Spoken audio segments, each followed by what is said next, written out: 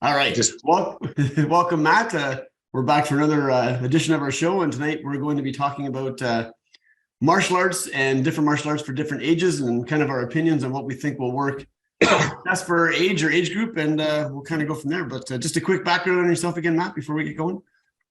Yeah, sure. I've been training since I was about 9. I got into Kung Fu as a kid, which is going to be brought up in this conversation today. I did a lot of boxing, Muay Thai, and kickboxing, predominantly the Western style kickboxing. And then later I joined the military, had an extensive career, almost just under 20 years in the military, and then had trained all through the military with what they call defensive tactics. And then I became the use of force instructor for the military police. And then I just recently retired, and here we are. Awesome. Yeah. Awesome. And just a quick little bit on myself. I've been training, I guess, for like 35 years. Starting karate when I was like 16-ish. And then I've been able to branch out and do some stuff with different instructors throughout North America, from Tom Patiri for the CDT system, Carlos Montalvo for all his policing work and stuff. So I've done a bunch with some defensive tactics, but, we do a lot of traditional martial arts as well. And love to teach, and we run our full spectrum defense programming, which Matt's a part of as well, for our courses and things like that. So we'll get right into our topic here. So what did you come up with for, I guess we'll start with, I found a list of the top martial arts that adults like to train in, and then the top that kids like to train in. And I guess we can kind of go from there. Okay. So I couldn't find anything really direct on the internet that would, every website I went to had a list of 8 or 10 different martial arts that were all in different orders than the previous website. But there was some consistencies between all the arts that were picked. So between 8 or 10, they're almost all the same all the time. So the ones I found for adults, so these are in no specific order because it was different everywhere, was like boxing, BJJ, judo, karate, kickboxing, kung fu, MMA, Muay Thai, taekwondo, and wrestling. Those were the top 10 for adults. That's what I saw too. Yeah. Okay. And then for kids, it was a bit different. So it was judo, BJJ, karate, taekwondo, wrestling, Muay Thai, and Aikido. That was the ones. And again, different websites had different things, but that was the gist of most of them that were there. All the obscure ones didn't make the list anywhere. These are the popular ones. One of the most popular ones on most was still the taekwondo. It wasn't ranked in the top, but it popped up on every website. Well, you know what? Every kid has started a taekwondo for some reason. Myself, when I was young, I didn't like it. I was forced to do it. It was taekwondo. And then my son's mother just calls me up and says, I put my son in taekwondo. He's about 8. Yep. And I'm like, why taekwondo? Like, it seems to be the staple of every young child. It does, yeah. And it's very common.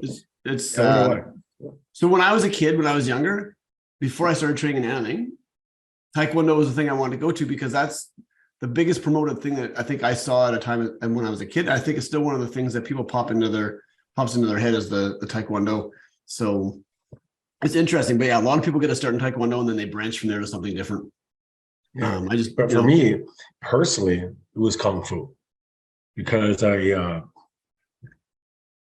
got into the Bruce Lee movies when I was younger, and I predominantly started with Bruce Lee, then led out to the other styles, like say Steven Seagal back then, or Jean-Claude Van Damme. But kung fu was my first real. Enter the Dragon is one of my favorite movies when I was just really young.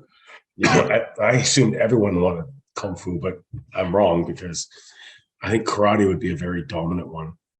Well, I think when we think back to the 80s and 90s, I mean, we were blessed to have great B movies for all different martial arts at that time. Yeah, they don't have anymore. There was the Chuck Norris movies. There was all the Karate Kid movies. Like, they all were influenced by different arts and different things. I mean, Chuck Norris, about Tang Soo Do, I think, was his original art. I don't know. You tell me. It's your wheel. Pretty sure. I don't want to make that wrong, but I'm pretty sure that's what it was. But so then we got to see all the cool stuff when we were kids, and they don't have those movies anymore. So I don't know. I mean, we based our training off things that we saw. Not quite true. Yes, I agree. They don't have those movies, but I've been going. Netflix has a lot of Asian Netflix series, and a lot of Korea. I catch a lot of Korean ones, and their martial arts are full on, and in Japan and everything, and they're really well done, but they're dubbed. So the way that I don't know, you're right though. I don't think it's popular, but the way I get my fix of action movies is searching out those areas of the world, and they're done at the level that we see them now. Like they're absolutely great, but yes, there's no. I don't feel you're right that there's a lot of B movies anymore. So that's a good point. I was actually talking to somebody the other day, and they actually made the same comment that you made, that they watch a lot of Korean movies, and they said they're amazing. I agree. Stuff like that. So I'm gonna actually have to check it out, because I'm gonna see. He goes, they're worthwhile watching. I'll text you one that's that after we're done. One that you can watch. It's Korean. It's one of my favorites. Okay. But then when I was writing down, I wrote down some questions to discuss. Right. Perfect. Okay, so martial arts for kids. What age do you think it's appropriate? Because I have a story personally that you're better at than I am. What kind of how violent do you want the style to be? Because my son is currently 7. Right. And then number 3 was what style? And then I had another question, which was you also need a certain type of instructor to be able to teach kids, because I'll be honest with you, I'm not that person. I don't have that daycare idea of training a bunch of 8-year-olds where instead of like talking to them like adults, I'm making them play tag, and like I can understand the financial benefits of having child classes, but that comes back to my last question: is you need a certain style of instructor that really wants to do it and is good at getting the information to a child that young. Which I don't have. Those are really good points. So what was it? We'll go back to the first question again. What age? So that's super difficult. And I think that based on depending on what's going on with stuff, I think that it's different for everybody. But I think for kids, if they're starting younger, it's going to be more about learning the discipline if they're in the right place. Right. So which comes back to yes. Yeah, just understanding that there's rules to follow and they got to do certain things, and they're learning that aspect. I think that if you're expecting your kid to be a ninja at the age of 4 or 5, you have ridiculous expectations, and that doesn't happen. I'm going to write this question down for later, because you just reminded me of a question that I just was going to ask. Because I did have one more question. So I had what age, what variant, or how violent, what style, but what combat style if it is violent, because I have an idea of martial arts that comes back to what the age is. Okay. So there was a saying, I think I said it to you before, the difference between a martial artist and a combative is a martial artist strives for perfection and a combative strives for protection. What that really means is the combative wants to learn how to fight. It doesn't carry the discipline, like the full spectrum defense. You just want to take what's best for you and utilize it in a real life situation, where the martial art is a culture. It's a spiritual journey for some people. It's much more in depth than just throwing punches and kicks. I think we can all agree on that. Yeah, 100%. And I think, go ahead. Then what comes to the age? So my son is 7 and I'm teaching him. I don't consider myself a martial artist. What I mean by that is when I was younger, I was this big. I was literally 3 inches in high school. I got picked on all the time. I wanted to learn how to fight. And that was really because I was so small. And then I got a little bigger and stuff, but that's not the reason you should be learning martial arts initially. Like that's part of it. And then I became good at fighting, and I consider myself more combative. So now I'm teaching a 7-year-old and I'm teaching him how to box, but then he's going to school in grade 1 and telling his friends that he's a boxer. And I'm like, that's not what I wanted you to do, is talk about it. So I missed the religious spiritual aspect of the style to a 7-year-old. You know what I mean? Yeah. So I think that's a really good point. I think that for the younger kids, getting the art, and I don't know if it matters really where they train. If they have the right instructor teaching the right program, they're going to benefit from that. And I think that as they get older, when they get to a point where they need to learn how to protect themselves maybe a little more aggressively, then they look more at combative stuff. And that can be at anywhere from teenage up. But I mean, there's a responsibility of everything that we teach and learn and what we also do. So if I'm teaching people how to like break arms, I don't want to teach a 3 or 4-year-old how to do that, or a 5-year-old, because they're not going to understand the implications of doing that to somebody. It comes back on like, just responsible teaching. And I think that once you get to a certain age with kids, then for sure you can start teaching that stuff, because they have to understand how and the responsibility of what they're learning. And I think that it's probably slightly different for every age group. I was in Thailand and I saw maybe 9-year-olds, let's say 9 tops, fighting before the adults did. Wow. And it said that I watched one 9-year-old get knocked out with a kick to the head and another 9-year-old get knocked out with a flash elbow. Now, they moved really well. Granted, they were awesome. Right. But then some of the styles, let's say you take your kid into boxing, Muay Thai, kickboxing, there's a lot of head drama. But now my next question is, are you teaching your kid how to really fight?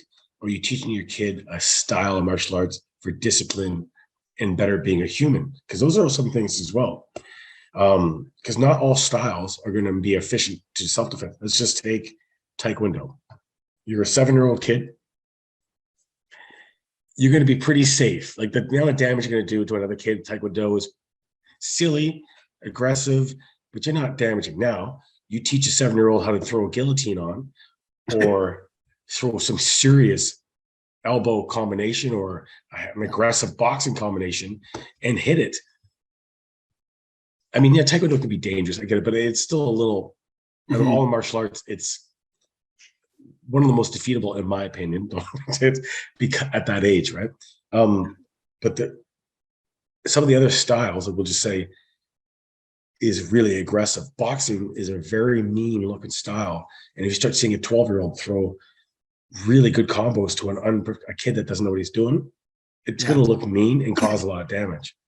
I think for kids, like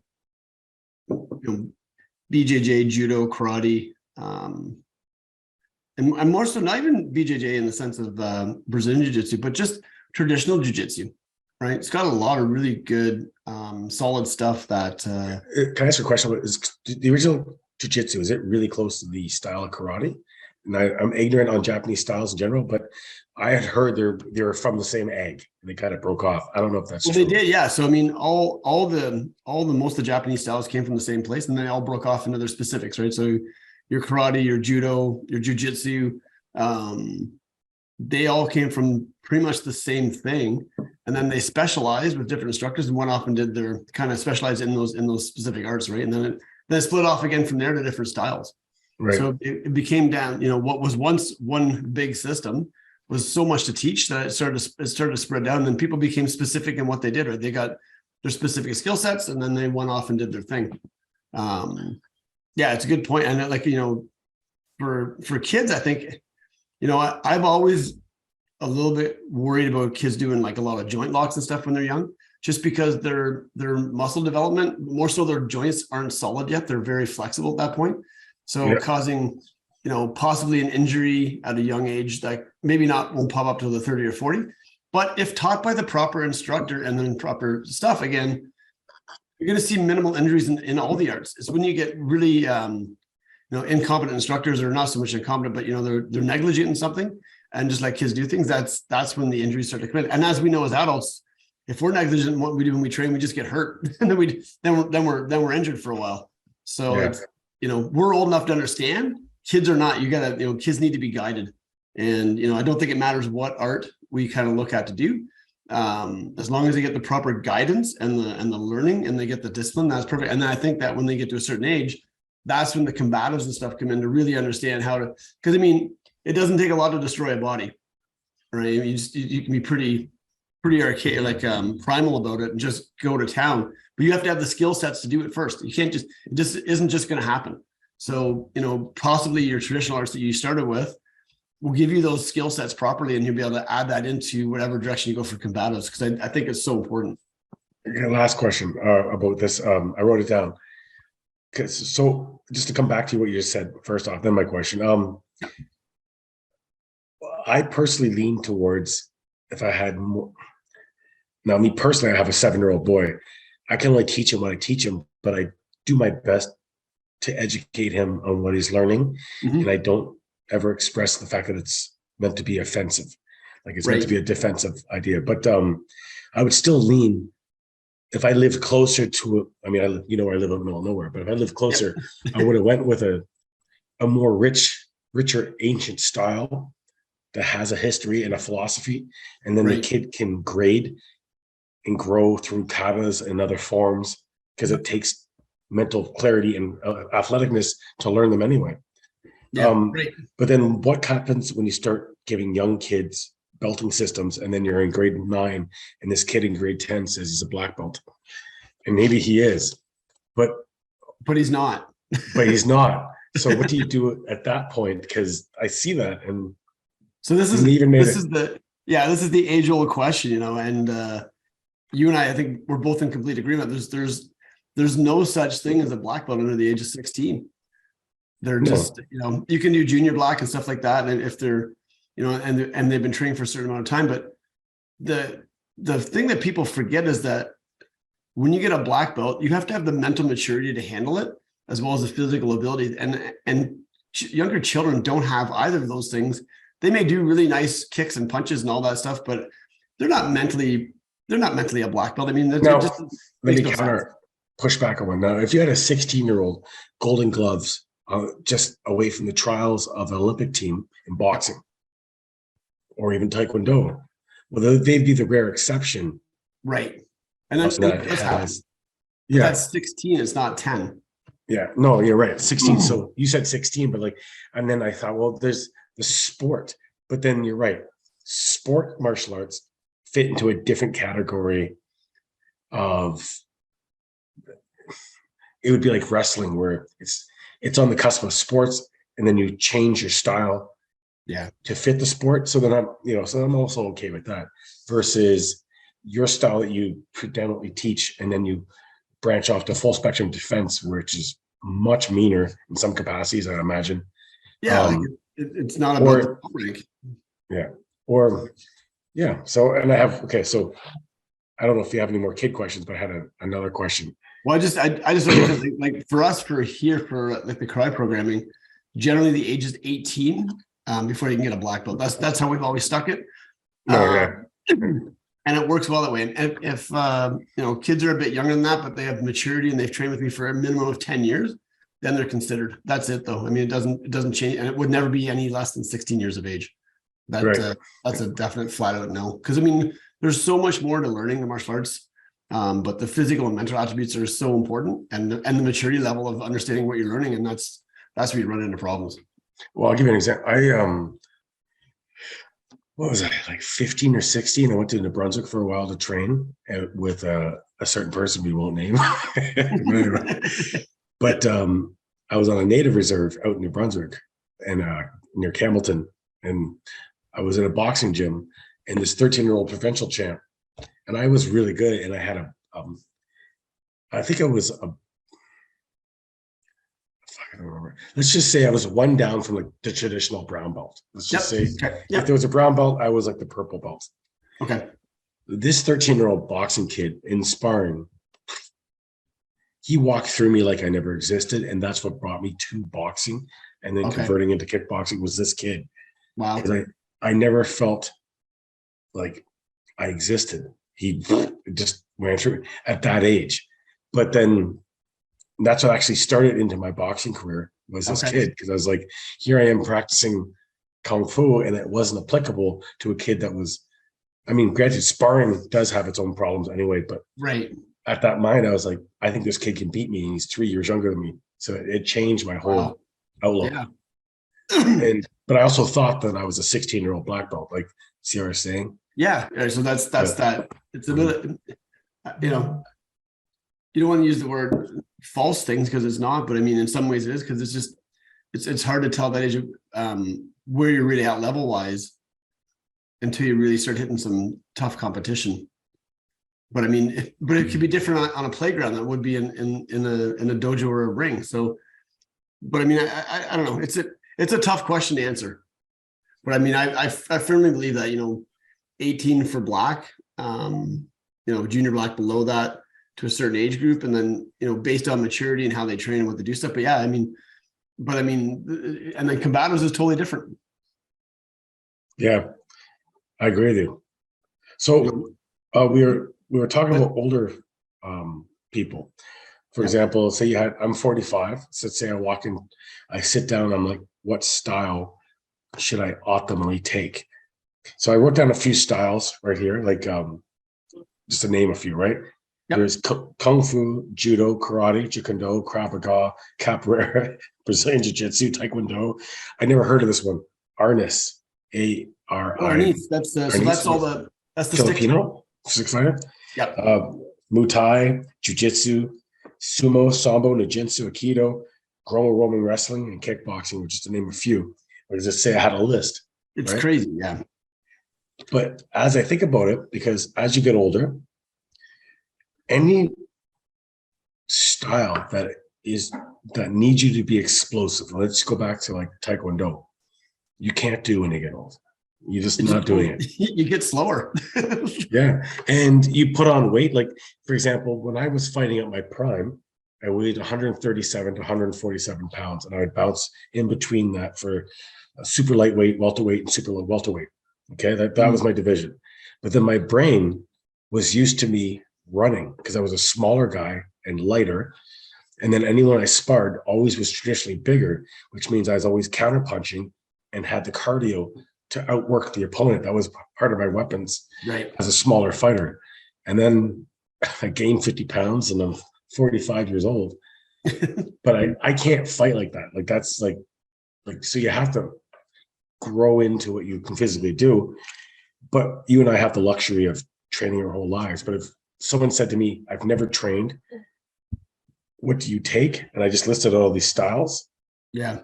I had a few. I would personally go with a full spectrum defense, Krav Maga,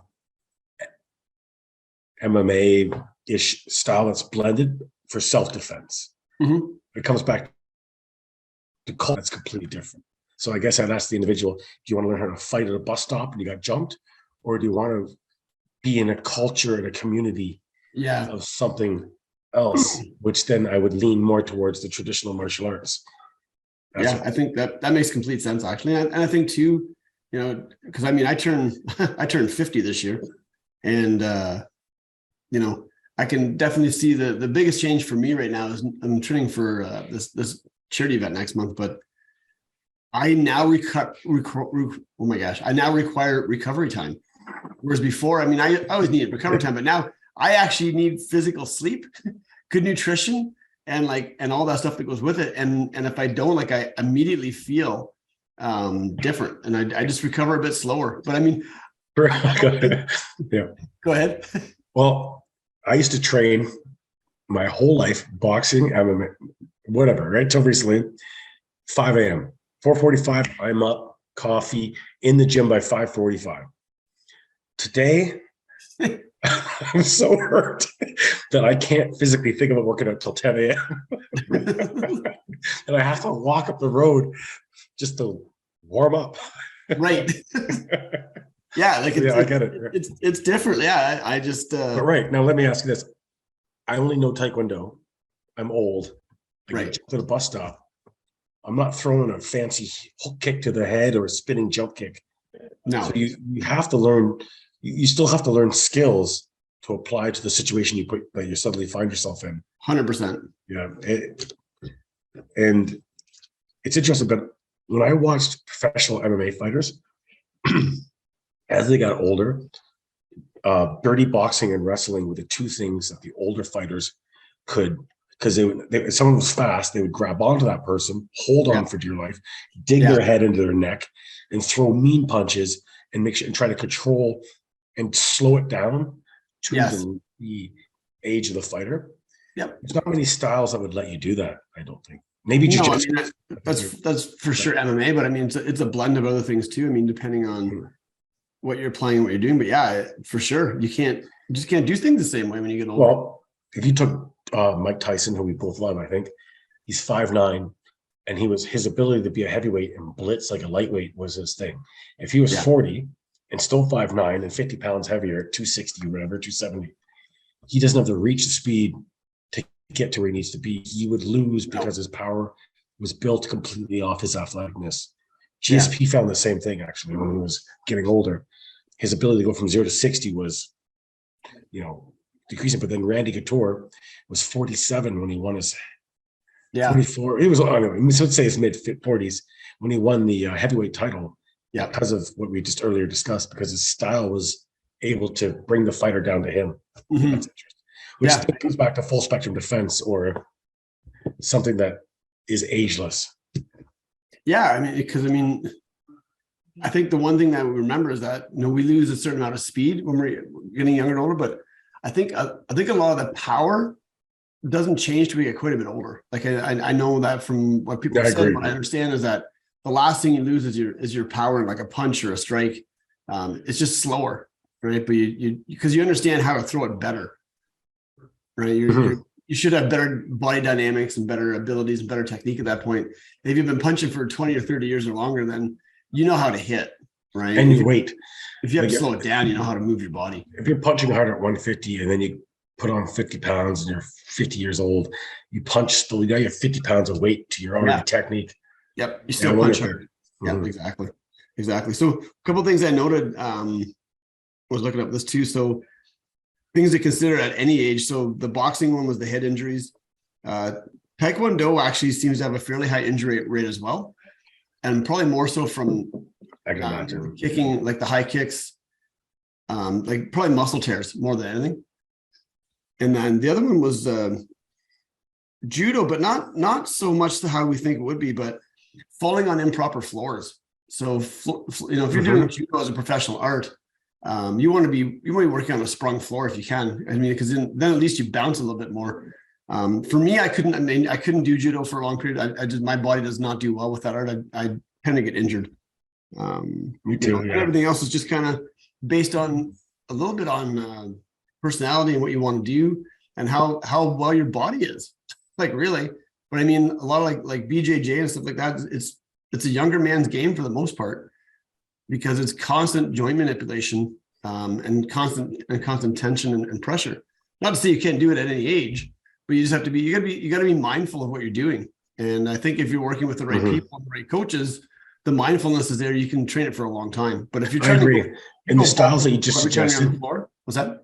The styles that you just suggested, like BJJ and sparring in general, we had discussed this recently. Your sparring partners matter.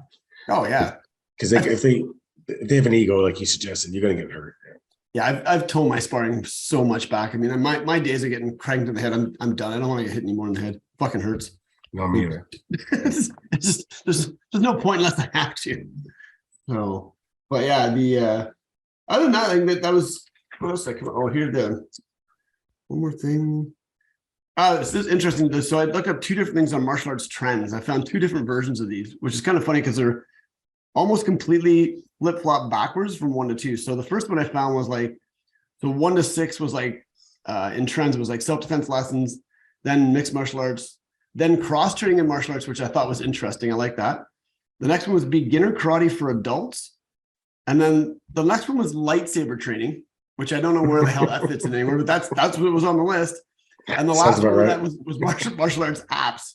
And then when I found version 2 of this, it was a whole bunch more things, but it's kind of funny. So it goes mixed martial arts, BJJ, Muay Thai, kickboxing, karate, Taekwondo, Kung Fu, Krav Maga, boutique boxing, which is the stuff they do in like the gyms where they're doing the fancy punching in the bags and okay. So that, yeah, judo, wearable technology, self-defense classes, Kali, which is the stick fighting, and then Tai Chi. So almost a flip-flop of the first list I found, but I just found it was kind of interesting. I was like, but I don't know where the lightsaber training fits in anywhere because I don't remember doing any lightsaber training. Well, between the two of us, we have so many decades of training now. It's we were also able to discuss what our personal experience is, which is pretty good too. And I gave you, I know you did the same, my own idea what we've lived through in the last 30 plus years. Because we have the experience to say what we've done. I mean, I have a lot of the traditional stuff, but I got a lot of the other stuff too, which those two worlds don't really collide a whole lot. But it's important to understand those two worlds for sure. Yeah. So, but yeah, so I think we're kind of good. Unless you got something else you want to add. No, it was fun. Thank you for inviting me. So thanks again, Matt. This was another fun chat as usual. And we'll have another great topic for next month. We'll come up with. But thanks for everybody for joining us, and we'll kind of go from there. But I'm gonna sign us off here. So thanks again, everybody. Thank you. See you soon.